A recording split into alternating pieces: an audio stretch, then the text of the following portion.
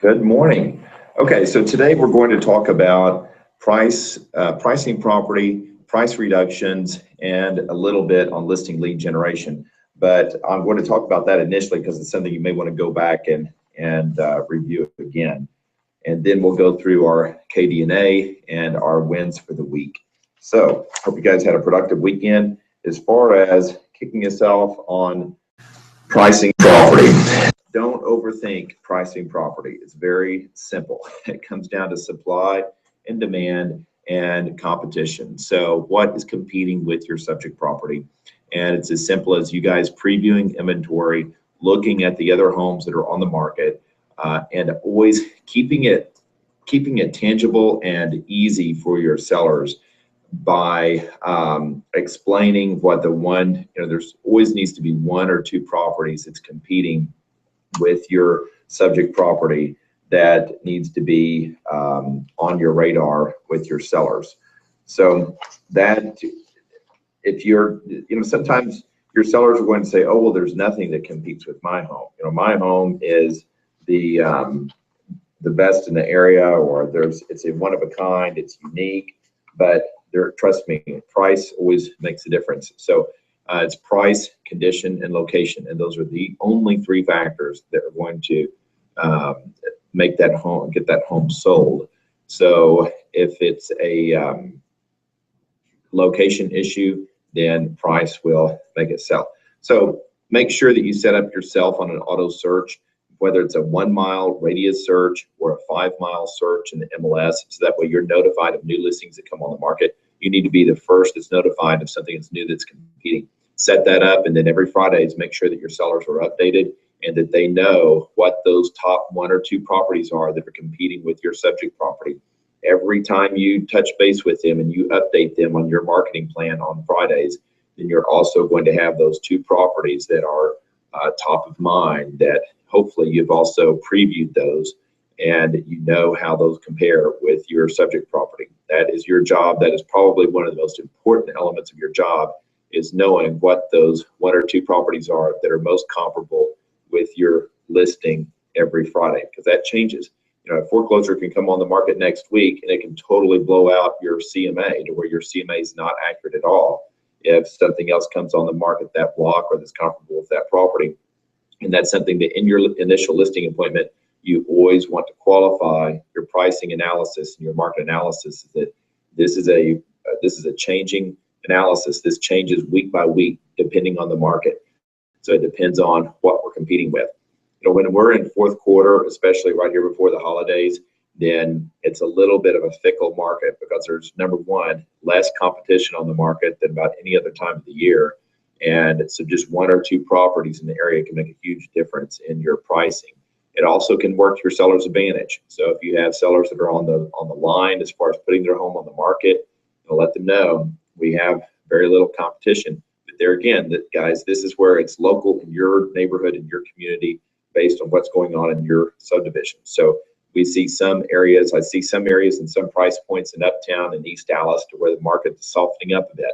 And I see a lot more competition, more inventory on the market, more competition than there was over the summer. So that's great for buyers right now versus buyers that were looking in the summer, but that changes price point to price point. So make sure that you're letting your sellers know how many properties have sold in their price point, in their area, in their market area in the last 30 days. And that gives you a good expectation on when can we expect another one to sell, and is it going to be my seller's home? And if it's not, which one will it be? Which of the two properties? Or maybe there's 5 properties, maybe 10 properties, but generally there needs to be 2. If you're having problems with that or grasping that concept, let me know. Talk to myself or talk to Richard about that, because when buyers are searching, usually buyers are narrowing it down between about 2 to 5 different properties. You want your seller's property to be the first one that they make an offer on. So there may be several in the subdivision that are very similar, and if yours has more upgrades, then usually they're going to be more interested in yours versus the competition. But if it's priced out of the market and they're not even looking in that price point, then they're going to totally miss it. So make sure that you're competing with those. So the radius search setting it, those is good. The other thing is document, document, document, and support, support, support. So Richard, I like the CMA form that we use. It has the 3 sold properties, and you make the adjustments on that. It's on one page. It's easy to read. It's simple. And I would encourage you to do the same thing for listed properties weekly with your seller. Or weekly may be overkill going through that full analysis, but if you're trying to justify a price reduction and you're trying to explain to them why they need to reduce, then showing them that one-page form and going over that with those 2 or 3 competing properties can be really important. If you can't find 2 to 3 competing properties, broaden your radius. You just keep broadening and searching farther away from that subject property until you find 2 other competing properties that are comparable, less in price or more marketable than yours that could possibly sell before yours. There's always properties out there if you look hard enough. Okay, so a few dialogues for this, price reduction dialogues. Considering the property at X street and the property at X street, in order for us to compete, we need to adjust our price to X amount. It's very straight to the point. It could be a quick, candid phone conversation. You don't want to do these things through email. You want to send them document and support through email, but then you want to call them and have a phone conversation about your email and about the information that you've sent them on a weekly basis. I took a look at X street over the weekend. If we don't lower our price to compete, then our price is going to help them get theirs sold. I'd rather ensure the next buyer makes an offer on our property first. Would you be comfortable to reduce to X amount today? It's another important dialogue is explaining how if you're missing the market, then you're basically helping your competition sell. And that's what you don't want to do. You don't want to be helping your competitors sell their listings. And you want to explain that to your sellers eloquently that we're helping this property on X street still. Took a look at it and we're just not in line with it. So those are important words I would say to use is being in line with the market. We want to realign or readjust or adjust our pricing to make sure that we're aligned with the market. We had 2 more weeks. We can market hard before the holidays. Every day counts in this market. If we reduce to X amount today, we can relaunch our marketing plan. So there again, this is a negotiation, is that you're constantly negotiating as part of one of your biggest attributes as a skilled realtor and a skilled licensee in this business. And so negotiating for the listing, negotiating for the listing price, and negotiating for price reductions before you even start your negotiations on the purchase price, it's an extremely important part of your job. So this is a skill that you want to keep refining, but this is a form of negotiating when you're working with your seller. So one of the things that I've always used that I've found a lot of value in is that dialogue. When you're negotiating, you have to compromise on both parties. So if they're lowering their price, what are you doing for them, right? And I see a lot of realtors that lower their commission, a lot of realtors that do things they don't really have to do, as long as you have a strong marketing plan. Because if your marketing plan is strong, if it's robust, if they're seeing weekly updates of what you're doing on that marketing plan, and they see marketing examples and they're getting snapshots of your advertising online, they're seeing where the property is being promoted, you're overwhelming them and bombarding them with all of the things that you're doing to market their property, then when you tell them 30 days later, or 3 weeks later, that we need to align our price with competition, or there's another property competing with ours, we need to lower, they're looking at you, what are you going to do for me too? Well, if you're doing your job on that marketing plan, then it's very simple. It just comes naturally. This gives us an opportunity to relaunch our marketing plan. And that to them, that's wow, they're going to start over. They're going through this whole process again. They're putting this property on Realtor Tour. They're putting this on promoted posts. They're having another open house. They are relaunching their marketing plan for me. So that's real important. You want them to feel like that's very special, and that is a lot of work to relaunch that marketing plan. And that is something you need to do every time you align that price of your listing. So make sure you're using that dialogue. This gives us an opportunity to relaunch our marketing plan. Okay, so those are some basics on pricing, price reduction, and listing lead generation. Now that's a whole nother class, so I don't really want to spend very much time with that. But this is the time of the year that strongly educating your sellers, your sphere of influence on the market, where the market is going, is extremely important. This is being fourth quarter and rounding out fourth quarter. People are thinking about next year, and they're thinking about things down the road, but they're thinking, well, I'm not going to do anything now, but they're having conversations with their friends at holiday parties and different things about next year. So make sure that you're giving them good advice about the market next year. Statistics and graphs are important. This is a 3-year graph of sales. So this is closed sales actually in Plano, and this is through the Netris stats. So it's very, very cyclical. You know, we have a very seasonal market, and it's a cyclical market. You'll always see that in the market, that November through February are the slowest closed sales, you know, here at the bottom, and then the spring and summer are the highs. That's the way it's always been. Sometimes you have to actually show them that graph so that way they can see, look, there are fewer buyers, but there's also fewer listings.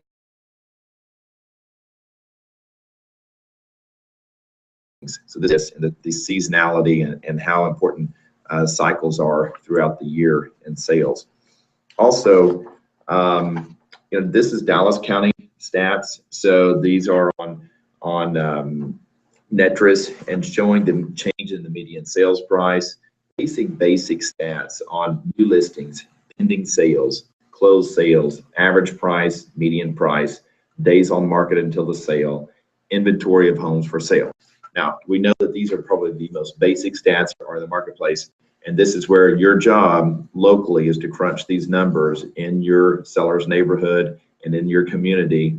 And like I said, you know, at our meeting last week, to do this on a monthly basis, you can't get accurate information. You're going to have to crunch it on a quarterly basis, and they're going to have to trail every 90 days to really have accurate data in your tight local area. And make sure that you're explaining those stats and those trends and setting up the adjustments, making the full adjustments with a competing property. So if there's that competing property in the neighborhood, that you're making all those adjustments when you justify your price reduction. That helps you substantiate and justify that price reduction. And it's probably one of the best things I ever learned by selling thousands and thousands of foreclosures over the years, is that anytime I had a conversation with an asset manager about price, they would always say, justify it, support it, document it, put it in your marketing, monthly marketing report, put it in your, we had to do basically a whole new broker price opinion or a whole new CMA every month when we submitted that for price reduction. And we were instructed to always submit a price reduction every single month, no matter what was happening in the market. And that's something that you know, I learned years ago that helped me a lot. And sometimes it takes losing a listing or two, not doing that, before you get really strong with, if you're not seeing activity, if you're not seeing offers every 30 days, then there has to be a reduction every 30 days. There should be no reason why you're not reducing property every 30 days unless the average marketing time for your property exceeds 6 months. In this market, we're seeing average marketing time of 40 days, 50 days. So if I were you, I'd be reducing on a weekly basis, not on a monthly basis, because just the average marketing time is so much less than it has been historically. Again, educating your sellers on that, not when you need to reduce the price, but up front when you're listing that property, letting them know this is how the market's changed, is that the homes are moving so much faster than they were in the past. Our average marketing time is 42 days or X number of days. So if we don't have offers within the first week, we need to reduce by X amount. So that way they're expecting that up front, setting that expectation up front. Okay, it's your KDNA. All right, guys, it looks like we've got some slappers. I see less green than I've seen in the past. So we need to keep it strong for fourth quarter and our listing with a strong listing for the month of November and December. Congratulations, Anaid. Looks like Anaid did a great job with her number of hours on roleplay last week, and also number of hours making contacts, and also previewing. So those are good metrics. Wow. And she also had she had 3 closings last week. Congratulations, Anaid. That's fantastic. Kathy had pending last week. She put one pending, and then also 2 listings she took. And it looks like she had also a great turnout at open house. That's fantastic. And Claudia also had a new listing, and was very impressed. Her seller was very impressed with the photos. So photos are so important in this market, and professional photos. So I've been working with John on how he takes our photos. I think one of the things we may do is start requiring dusk photos on our properties that are priced over $400,000. Our new marketing templates and marketing pieces, different, the dusk photos work better with that. So we want to keep a real consistent look with that. Jill Bell, congratulations. Jill has a new listing from her Sphere of Influence. Great job. And Wes, he put out 1,500 farming flyers. Great job, Wes. Wes is very consistent with his marketing. That consistency is what really pays dividends. Parm, closed 2 buyer referrals last week. Fantastic. And then Kathy had 30 people attend her open house, and a lot of those were neighbors and a few agents. So, more and more people are going with their agents to open houses, and we're seeing great turnout from the neighbors at open houses. A lot of this has to do with the way that you promote it, and I think part of that's because there's less inventory on the market. So when there is less inventory on the market and there is a new listing, the neighbors are curious. That unlike 5 years ago when there's just homes would sit on the market for 6 or 8 months. They're moving fast, and so that speed strikes curiosity with the neighbors. And also pricing. There's changes in pricing, so neighbors are curious what their home is worth now, probably more than they ever have been in the future. Who wants to know when your asset's declining in value? You don't really want to know, but when you know your asset's going up in value, then you're definitely more interested. It's more fun to find out what the current valuation is. So take advantage of that for your sellers who are coming through your open houses. And that's with the Cowboys game. So that's great, great turnout. Sunday, 0. I had one yesterday too, so it was poorly attended, and I think the Cowboys game had a lot to do with that. Angela, 500 just listed postcards for her new listing, and Tammy put her listing under contract that she just listed in 18 days. Great job. And after 12 days on the market with no offer, she advised her seller to lower the price, and they reduced it by $3,000 and immediately went under contract. Great job. That's a great testimony to a lot of the things that we're talking about this morning. I'll let Brian's here, so we appreciate him, and I've get good feedback on him. I know several of you guys are working with him, so keep him in mind. And Brian is hosting something that I think may help several of you guys in their office.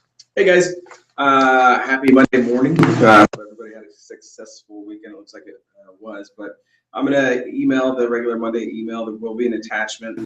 We're gonna have an open house this Thursday, the 6th, from 4 to 8 p.m. It's gonna be at our Dallas offices, which is basically Preston and Campbell and the tall building. And you'll have the RSVP. We're gonna do a canned food drive, so if you want to bring one of those, it'll be awesome. But we're also gonna have a photographer there for headshots. So if anybody needs to get that updated, good opportunity. And bring who you like. All right, thank you, Brian. So keep in mind, canned food drive. I think that's a great idea on Prospect Mortgages we have, and I would encourage you guys to do the same thing in your geo farms or in your areas, or maybe even with your sphere of influence.